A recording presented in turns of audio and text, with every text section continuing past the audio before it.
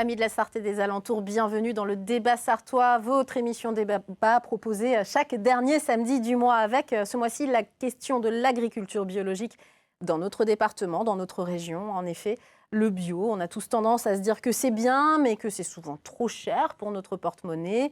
Est-ce que c'est vraiment plus cher? On va se poser la question. En tout cas, c'est plus rare et ça, ce sont les chiffres qui nous le disent. En Sarthe, aujourd'hui, seuls 6% de la surface agricole est exploitée en bio contre presque 20% en Loire-Atlantique. Tiens, pourquoi cette différence?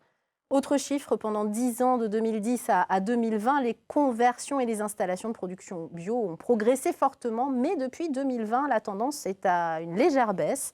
En parallèle, le consommateur, lui, inflation oblige, consomme moins de produits alimentaires en général et forcément moins de produits bio, seuls 6% de part du bio dans l'alimentation des Français aujourd'hui.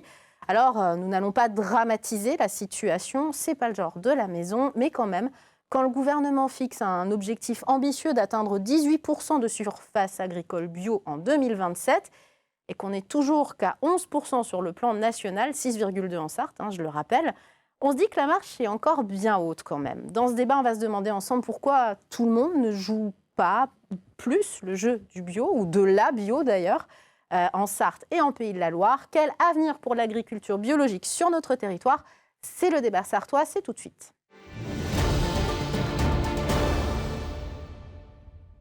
Avec pour m'accompagner ce mois-ci, vous le voyez, Paul-Joseph Bouladou, rédacteur en chef d'RCF Sarthe, la radio. Merci d'être avec nous, Paul-Joseph. Bonjour Laure, bonjour à tous. Nos débatteurs, Éric Martineau, député de la 3e circonscription de la Sarthe et producteur de pommes bio dans le sud du département. Je l'apprends peut-être à certains. Bonjour. Dominique Rousseau, président de la FRSEA et agriculteur. Je rappelle que la FRSEA, c'est la Fédération régionale des syndicats d'exploitants agricoles. Éric Briand, à vos côtés, directeur du magasin de l'hypermarché Auchan à la Chapelle-Saint-Aubin. Et Cédric Hamon, agriculteur bio à Malicorne-sur-Sarthe, membre du conseil d'administration du CIVAM 72. C'est le centre d'initiative pour valoriser l'agriculture et le milieu rural. C'est bien ça? C'est ça. J'ai tout bon. Alors, je le disais en introduction, en 2022, la part du bio dans l'alimentation des Français est passée de 6,4% à 6%. Voilà, une légère inflexion en une année, c'est pas dramatique, mais c'est une tendance de fond. Le coup de frein a été brutal en 2021, le coup de frein de la consommation. Et puis, autre petite info, un tiers des légumes bio sont vendus en circuit court dans les Pays de la Loire. Ça, c'est une info aussi. Je le dis tout de suite, tous les chiffres, quasiment tous les chiffres qu'on va donner ce soir, proviennent d'une étude menée par la Chambre d'agriculture des Pays de la Loire et la CAB, Coordination Agriculture Biologique, à partir des données de l'Agence Bio. Et c'est financé par la région, voilà, également par l'Agence du Bio. Donc, vous avez toutes les infos. Première question qui fâche un petit peu, Paul-Joseph. La première question, elle est simple et je vais me tourner vers tout le monde, mais surtout peut-être vers le producteur de bio ou les producteurs de bio. Est-ce que le bio, c'est si vertueux que ça? On a un exemple, c'est qu'en juin 2023, on a les tomates sous serre qui est interdite depuis 2019. Le Conseil d'État les a réautorisées. C'est une question pour illustrer. Vous vous doutez bien qu'on n'est pas là pour parler des tomates sous serre. On est en Sarthe, mais une tomate sous serre, ça consomme 4 fois plus d'énergie que par exemple une tomate pas bio qui n'a pas été faite sous serre. Donc en gros, est-ce que c'est si vertueux que ça? La vraie modification, c'est surtout qu'on a le droit de chauffer les serres, pas tellement de les faire sous serre. Les faire sous serre dans la saison, c'est pas déconnant. Par contre, chauffer les serres et donc rentrer dans un système plus consommateur d'énergie, là, ça pose question. Alors, il y a deux choses, enfin, il y a plusieurs choses, mais il y a une question idéologique, en fait, autour de la bio et de savoir à qui on s'adresse comme consommateur. Là, je pense que la décision a été prise pour essayer de passer à une autre échelle par rapport aux objectifs qui ont été fixés par le gouvernement, notamment.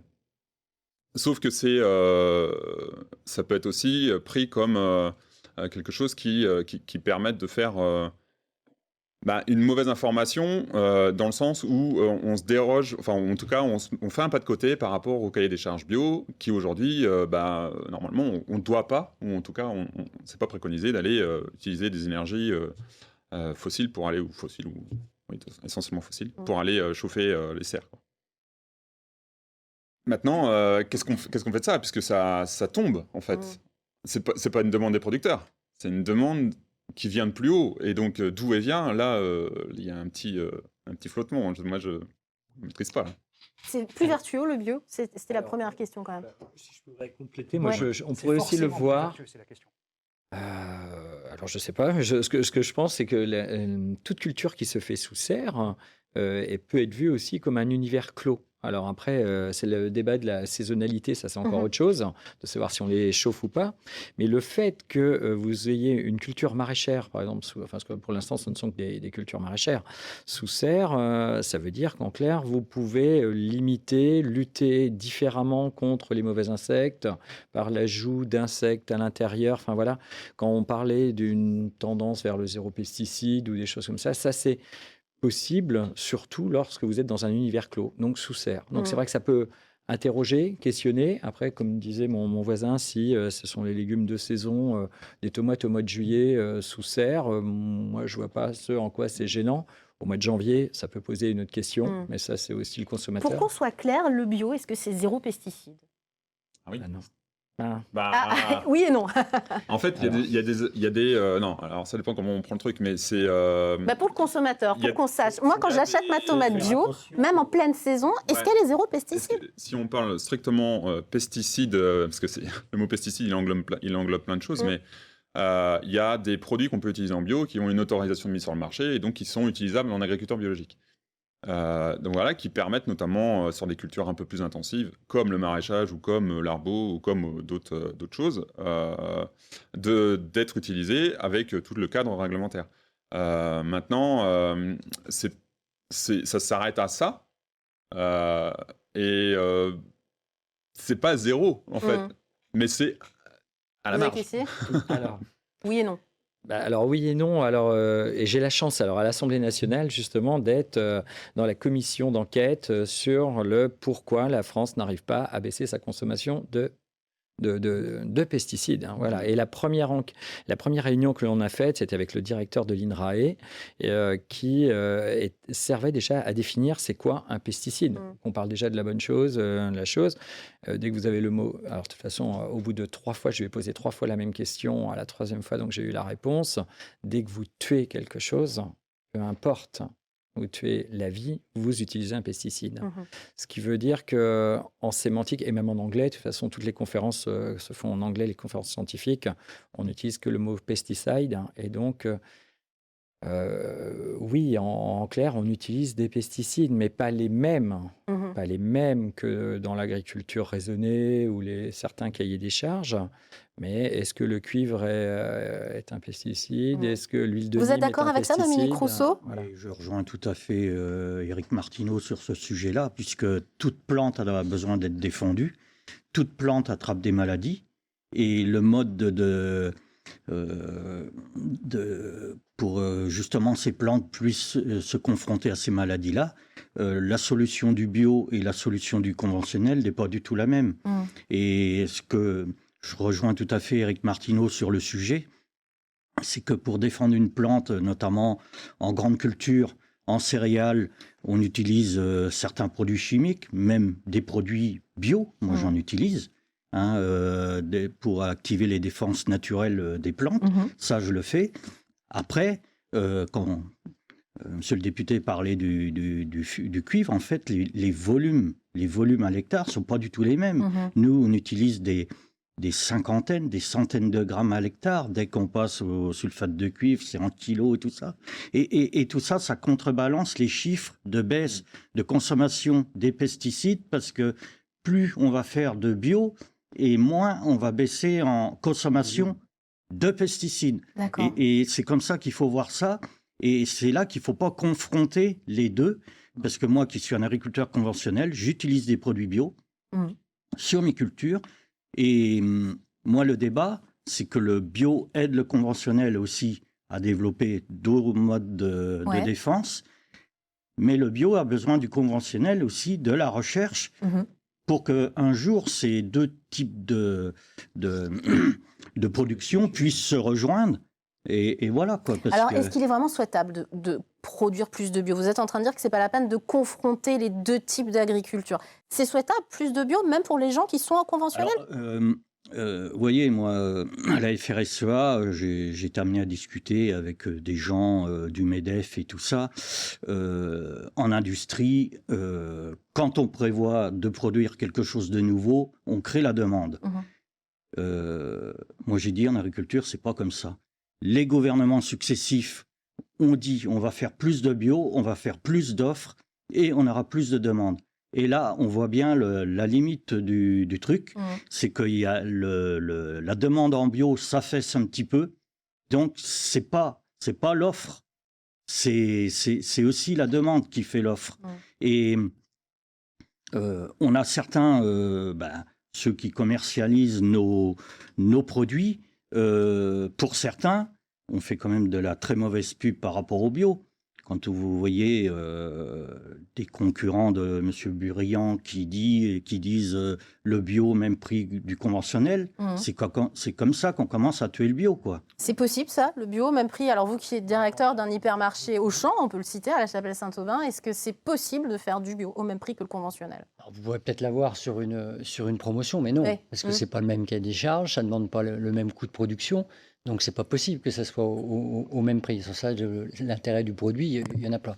Moi, ce que je voudrais dire, c'est que par rapport à votre question, les clients sont de plus en plus sensibles au bien manger. D'accord. Et donc, ils sont très... et notamment la génération encore plus, qui veulent donner un petit peu un sens à ce qu'ils font et à ce qu'ils mangent, et quel magasin demain ils vont choisir par rapport à ça. Donc il y a un vrai avenir. Et comme vous disiez, le souci actuellement, c'est la consommation, c'est la demande. La conjoncture fait, c'est un produit qui est plus cher, fait qu'il y a des arbitrages. Et donc il ne faut pas prendre des décisions par rapport à ce que l'on vit actuellement, mais il faut vraiment regarder demain. Je veux dire, on était sur une belle tendance sur le bio, la conjoncture. Il y a eu aussi le Covid où les gens ont plus cuisiné, etc., etc.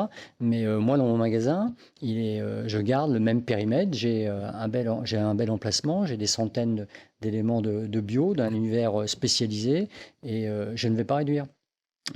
Pour autant, vous vendez moins. Je vends moins, mais je vous dis, pour moi, c'est ce que l'on vit actuellement sur la consommation, c'est purement conjoncturel. On va pas, j'ose espérer que le prix de l'énergie demain va baisser, que les coûts de fonctionnement, que le pouvoir d'achat va reprendre un petit peu pour l'ensemble de nos concitoyens, et qu'on va retrouver une demande pour le bio. En tout cas, je vous dis, il y a une vraie... les clients sont très, très, très, très sensibles au bien manger. Oui.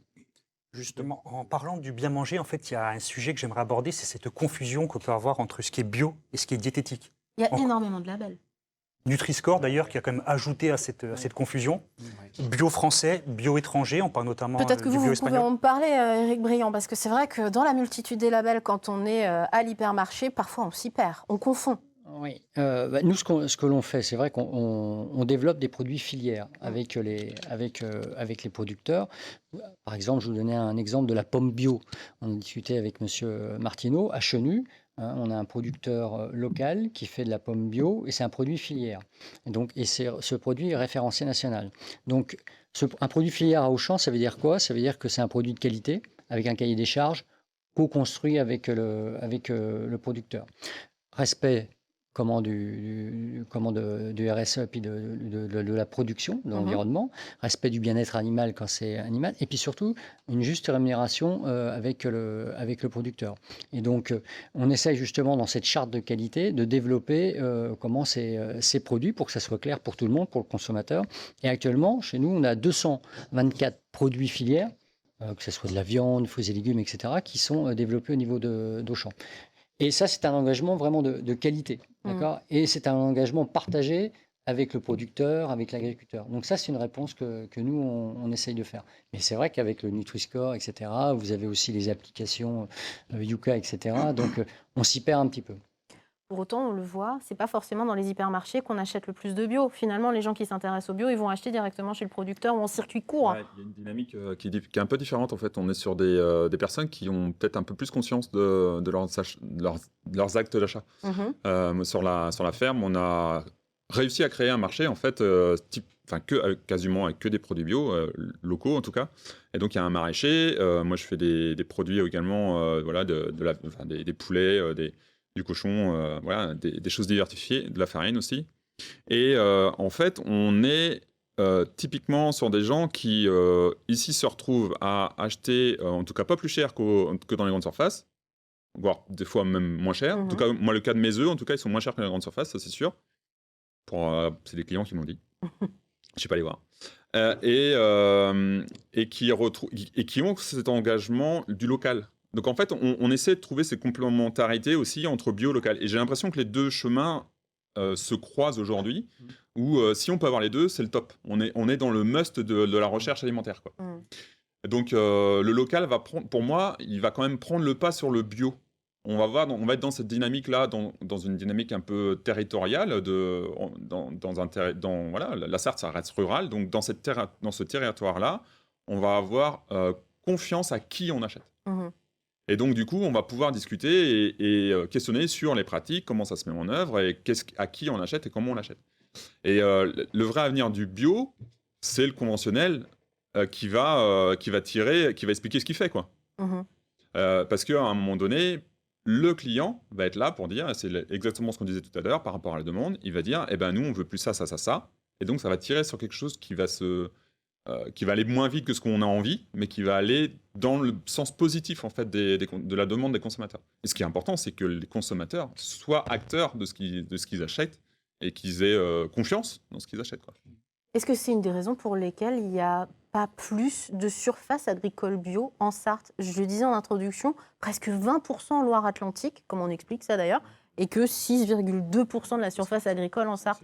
C'est parce que finalement, c'est pas si important pour les consommateurs sartois, ou c'est parce que c'est difficile de mettre en œuvre une conversion ou une reconversion? C'est quoi l'explication? Alors, je ne connais pas précisément la Loire-Atlantique, mais comme ça, je dirais quand même, par rapport lié au maraîchage, parce qu'il y a beaucoup plus de maraîchage en Loire-Atlantique qu'en Sarthe, et donc, et en produits laitiers aussi. Et le lait, ouais, c'est facile à convertir. Donc voilà, il y a des choses plus faciles que d'autres, quoi. Et c'est pour ça qu'à mon avis, il y a une différence entre les deux. Oui. Vous êtes d'accord, Dominique? Complètement d'accord. Ouais. La Loire-Atlantique a un statut particulier, c'est vrai, il y a de la vigne et tout ça, c'est beaucoup plus facile de faire du bio et tout ça. Juste dire, quand on parle alimentation, puisque, alors le chiffre exact, je ne le connais pas, mais une grosse partie de l'alimentation passe par les grandes surfaces. Là, on est en train de débattre sur le bio, mais on a quand même tout ce qui est label rouge aussi qui s'affaisse. Et le problème, c'est que l'alimentation coûte et va coûter de plus en plus cher. Et on a beaucoup de gens qui se retournent vers du standard. Et nous, on le voit en volaille aujourd'hui. La recherche du consommateur, c'est plutôt du standard. Un peu moins de labels et tout ça. Sauf qu'aujourd'hui, il y a une logique de prix, aujourd'hui, les États clairement. généraux de l'alimentation nous a demandé à faire une montée en gamme. Donc les agriculteurs sont passés en label rouge, en bio et tout ça. Sauf qu'aujourd'hui, à ce petit jeu-là, on importe plus de 50% de nos volailles. Hein. Et c'est ça la problématique aujourd'hui. Donc en haut lieu, on ne regarde pas ce qui se passe sur le territoire, Éric Martineau, monsieur le député? Qu'est-ce qui se passe? Si, on regarde. La seule chose qu'on ne maîtrise pas, c'est l'acte d'achat du consommateur. Ouais. C'est-à-dire qu'en haut lieu, justement, on peut dire il faut qu'on fasse mieux, il faut qu'on consomme moins de pesticides, tout ça. Là, tout le monde est d'accord, que ce soit même notre ministre de l'Agriculture, Marc Fesneau, il est là-dessus, vous n'allez pas l'entendre, justement. De dire qu'il faut consommer plus de pesticides. Mais le dernier acte, c'est quand même celui du consommateur. Par contre, là où il ne faut pas se tromper, comme l'a dit Dominique, c'est qu'il y a un coût de production qui est beaucoup plus cher en bio qu'en non bio. Ça, on n'a pas le choix. Moi, j'ai un exemple que je connais très bien, c'est quand même la pomme, parce que je suis un peu dedans aussi. Mais produire 1 kilo de pommes bio coûte beaucoup plus cher qu'1 kilo de pommes standard. Donc, enfin, standard ou même sous signe de qualité. Pourquoi? Parce que déjà, la première chose, c'est le rendement. On divise pratiquement par 2 ou 3 la quantité de pommes produites.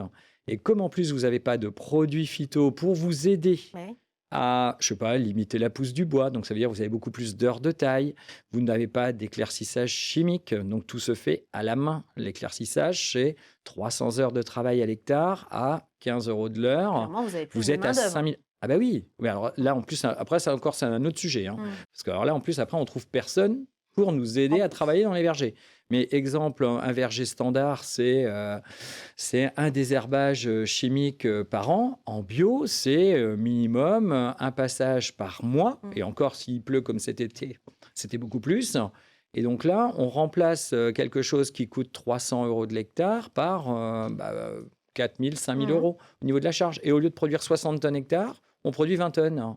Donc forcément, à l'autre bout, celui qui me dit que le kilo de pommes bio doit être payé le même prix qu'un kilo de pommes standard, honnêtement, c'est pas possible. Et donc, on tue le bio. Et aujourd'hui, moi, j'ai été contacté par justement des pommiculteurs qui reviennent en arrière en me disant, mais moi, si j'arrive pas à augmenter mes prix en pommes bio, je les sors du bio.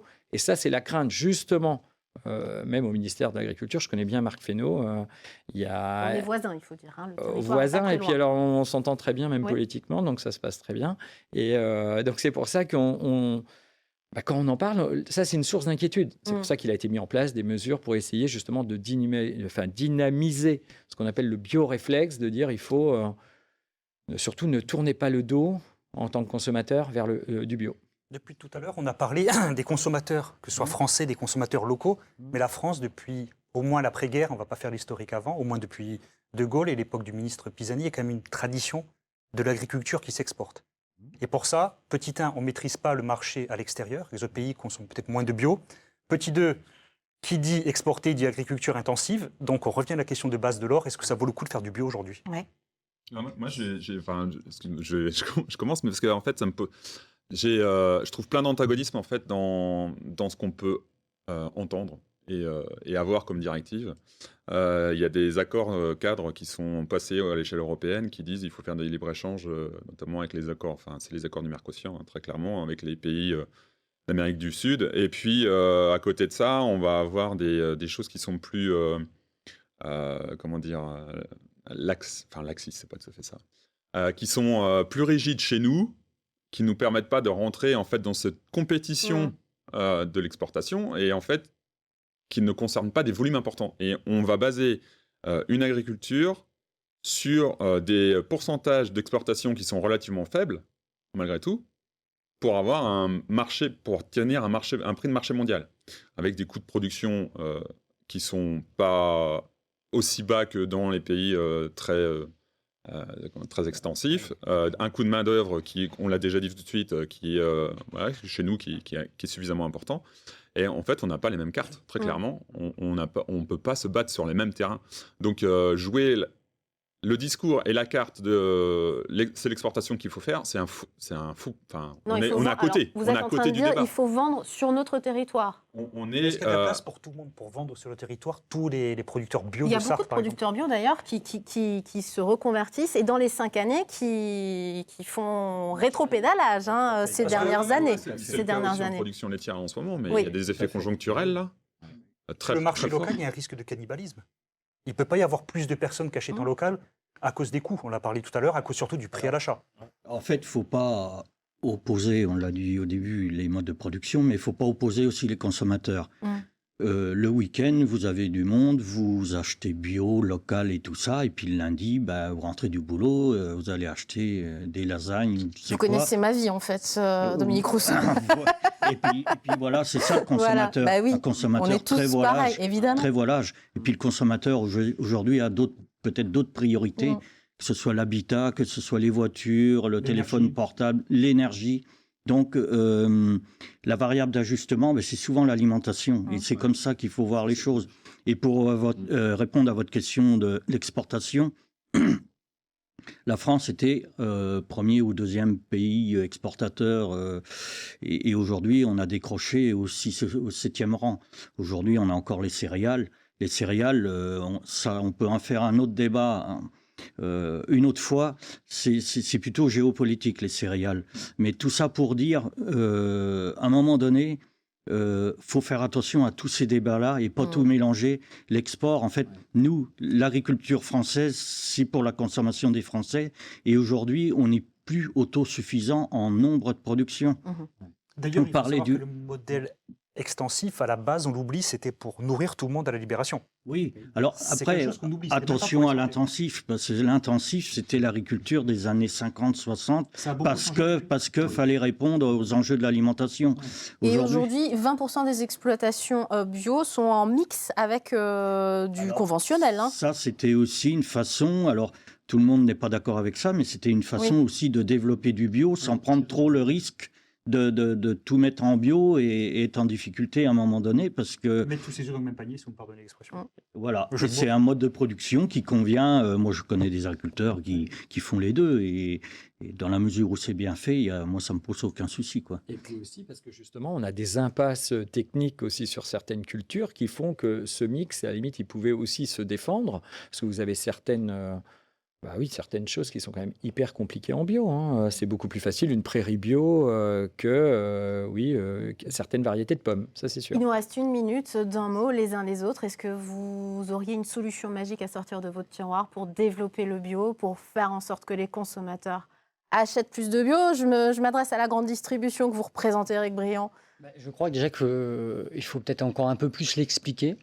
C'est ce qu'on essaie de faire là. Quand j'écoute M. Martineau avec toutes les contraintes que ça impose, le bio, la production du bio, je pense qu'il y a les spécialistes du bio qui le savent, les historiques d'il y a 15 ans, il y a 20 ans, et je pense qu'il y a peut-être des clients à qui il faut mieux expliquer comment la vente de bio.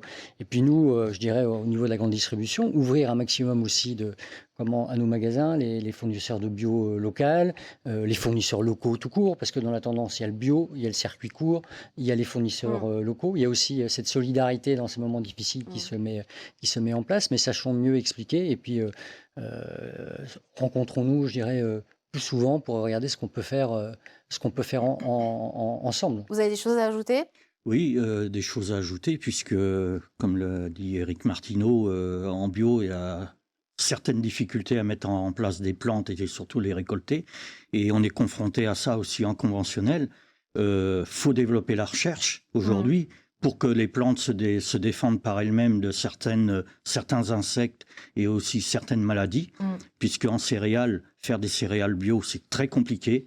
On a des maladies des 19e siècle qui réapparaissent, très dangereuses. Donc, il faut trouver la parade à chaque la fois. parade. Et je pense que la science, on ne va pas opposer le bio et la science. On a besoin de la science pour avancer, quoi. Puisque de toute façon, même en conventionnel, aujourd'hui, on a de plus en plus d'interdits. Et je pense que, comme je le disais au début, 2 modes de culture qui se rejoignent quand même petit à petit. Rapidement, vous avez des choses à ajouter? Oui, moi ce que je dirais, c'est que justement, quand on parle de là-haut, parce que j'aime pas, même si j'aime pas ce terme-là, parce qu'on a quand même les pieds sur terre, on est en bas, Bien sûr. et de dire que ce soit le ministère de l'Agriculture, on pense au bio, mais on ne fait pas que d'y penser, parce qu'on a quand même agi en développant des crédits supplémentaires. J'aime bien rappeler aussi ce que dit Dominique, de ne pas opposer nos agricultures. Hein. Elles sont complémentaires, hein, comme je prends souvent l'exemple de dire, voilà, vous croyez dans le bio, surtout consommer bio, faut pas être contre, au contraire, on le soutient, il faut tirer les gens vers le haut. Après, on comprend qu'il y a des problèmes de difficultés financières en ce moment qui font que, mais vous avez, mais même le département, je devrais le dire, mais c'est aussi une source d'inciter les collectivités, les restaurants. Parce que pour l'instant, la consommation bio, c'est surtout le particulier, il faut bien le dire. Donc il faut inciter les collectivités à aller plus loin. Et là, j'en prends quand même la défense, parce que j'ai eu l'échange avec le président du département, où justement le local et le bio, et c'est ce que fait le gouvernement aussi en mettant de l'argent supplémentaire pour que les collectivités territoriales achètent du bio. Cédric Hamon, on se met tous au bio? On se met tous au bio. On a plusieurs challenges. C'est faire en sorte que les messages restent positifs sur le bio. Donc ça, c'est très important, parce qu'en fait, il y a aussi une campagne de désinformation, ou en tout cas de désamour du bio, notamment médiatique. Et puis, on a un gros challenge agronomique, c'est pour reprendre un peu tes mots, mais agronomique qui se passe dans les champs, donc avec les agriculteurs. Et on a un troisième challenge, c'est d'avoir suffisamment d'agriculteurs encore pour pouvoir proposer des produits sur le territoire et qui restent attractifs pour tout le monde, quoi. Merci à tous d'être venus sur ce plateau. J'espère qu'on vous a donné quelques éléments, des clés de compréhension pour faire votre choix, tout simplement, au magasin et dans votre assiette. Merci Paul-Joseph de m'avoir accompagné brillamment. À bientôt dans le débat sartois.